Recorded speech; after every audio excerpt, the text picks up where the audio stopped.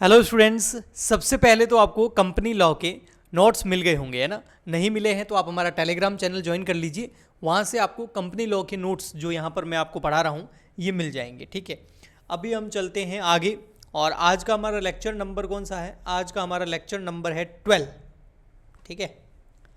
यानी कि इससे पहले हम 11 लेक्चर अपलोड कर चुके हैं, आपने देख लिए होंगे। अगर नहीं देखे हैं तो प्लीज़ आप लोग जो है प्लेलिस्ट जो बनी हुई है उस पे चले जाइए और आप जो 11 लेक्चर है वो आपको प्लेलिस्ट में मिल जाएंगे, आप उसको 1 बाय 1 देख सकते हैं। तो आज का लेक्चर नंबर 12 है ना। 11 लेक्चर पहले मैंने अपलोड कर लिए हैं, मैं देख लेता हूँ फिर। हाँ बिल्कुल, कंपनी लॉ लेक्चर नंबर आज का 12 है। जो आज का लेक्चर है उसका टॉपिक देखिए वो क्या है। वो है securities to be dealt with in stock exchange, section number 40। देखो, सिक्योरिटीज नाम आता है ना तो उससे हमें पता चलता है भाई बात चल रही है शेयर्स की, डिबेंचर्स की या फिर बॉन्ड्स की, है ना। ये सब क्या होती है? सिक्योरिटीज होती है। और एक होता है स्टॉक एक्सचेंज मार्केट, जिसको हम शेयर मार्केट भी बोलते हैं। शेयर मार्केट, शेयर बाजार, आपने सुना होगा ना। हाँ, तो securities to be dealt with in stock exchange, section number 40। ये सेक्शन ये बोलता है कोई भी कंपनी जब प्राइमरी मार्केट के अंदर, प्राथमिक बाजार के अंदर जब शेयर इशू करती है, अब वो कैसे कर सकती है? आपको बताया, मैंने बताया था, आईपीओ निकाल सकती है, एफपीओ निकाल सकती है ना। तो ओएफएस निकाल सकती है, ऑफर फॉर सेल, एक लेक्चर में हमने पढ़ा था, है ना। तो वो प्राइमरी मार्केट के अंदर कंपनी शेयर जो है इशू करती है पब्लिक को। उसमें सबसे फर्स्ट आता है आईपीओ। तो आईपीओ यहाँ पर निकल रहा है, उसके लिए प्रॉस्पेक्टस भी इशू हो रहा है। लेकिन उसके साथ साथ एक चीज़ और भी होनी बहुत ज़रूरी है। वो ये है कि उस कंपनी, जो पब्लिक कंपनी है, क्योंकि पब्लिक कंपनी आईपीओ निकाल सकती है, प्राइवेट कंपनी तो आईपीओ और एफपीओ और ओएफएस निकाल ही नहीं सकती, ये भी हमने पढ़ा था।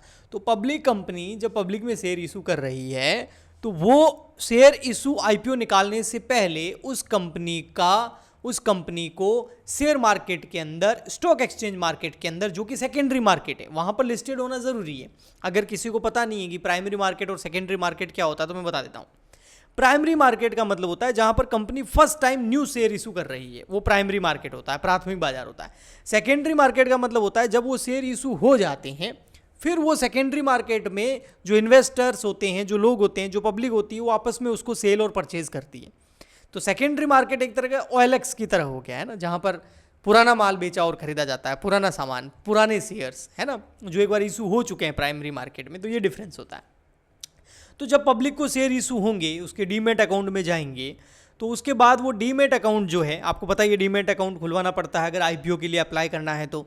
फिर उसके बाद वो डीमेट अकाउंट जो है वो किसी न किसी स्टॉक एक्सचेंज के अंडर में काम करता है ना, NSDL या CDSL जो डिपोजिटरी है उसके अंदर काम करेगा। तो हर कंपनी को आईपीओ निकालने से पहले अपने आप को शेयर मार्केट के अंदर, स्टॉक एक्सचेंज मार्केट के अंदर लिस्टेड कराना पड़ेगा।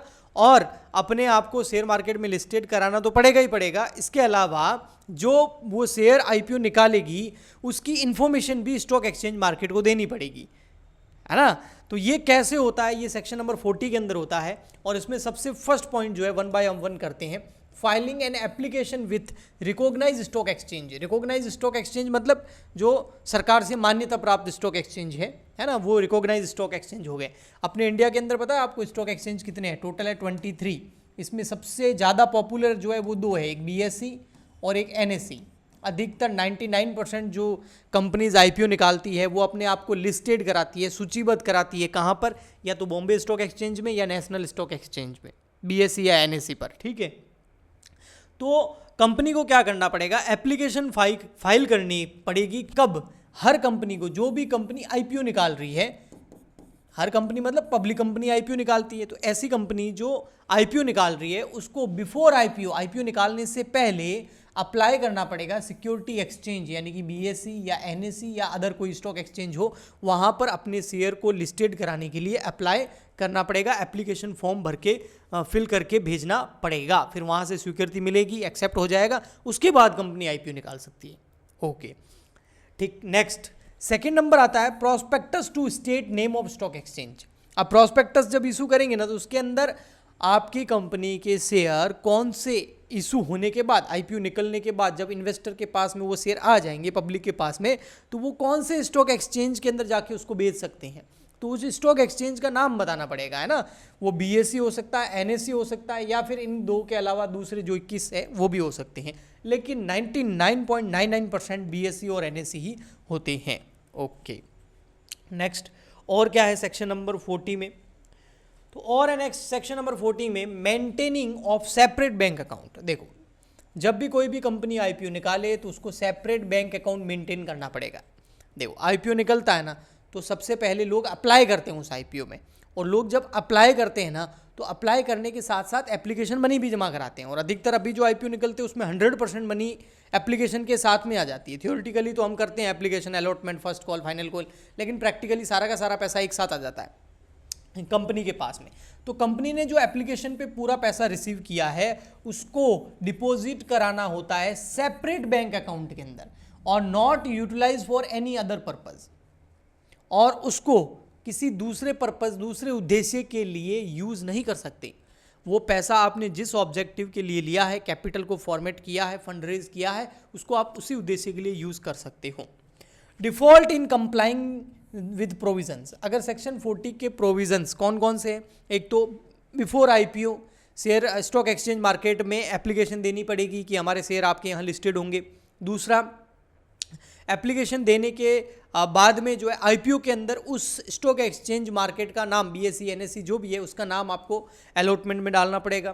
थर्ड नंबर, जो भी एप्लीकेशन मनी आएगी उसको सेपरेट बैंक अकाउंट में आपको डिपॉजिट कराना पड़ेगा, और अगर वो आईपीओ सही से फुलफिल नहीं हो पाता है तो 15 दिन के अंदर अंदर पैसा लौटाना भी पड़ेगा, 15 डेज के अंदर अंदर लौटाना पड़ता है, ठीक है। और उसको किसी और उद्देश्य के लिए आप यूज़ नहीं कर सकते। अगर इन प्रोविजंस में कोई भी कंपनी डिफ़ॉल्ट करती है तो कंपनी पर मिनिमम यहाँ पर है 5 लाख रुपए और मैक्सिमम 50 लाख रुपए की पेनल्टी लग सकती है। और जो भी ऑफिसर्स हैं, अधिकारी है जो इस डिफ़ॉल्ट के अंदर शामिल थे, उन पे मिनिमम 50,000 रुपये और मैक्सिमम 3 लाख रुपए की उन पे पेनल्टी लगाई जा सकती है। ओके जी, आगे बढ़े। आगे है फिर हमारा 5वां पॉइंट, वो भी इससे रिलेटेड ही है। वो क्या है पता है, वो है payment of commission to underwriters as per rule 13 of companies pass rules 2014। देखो, कंपनीज एक्ट 2013 1 अप्रैल 2014 को अप्लाई हुआ।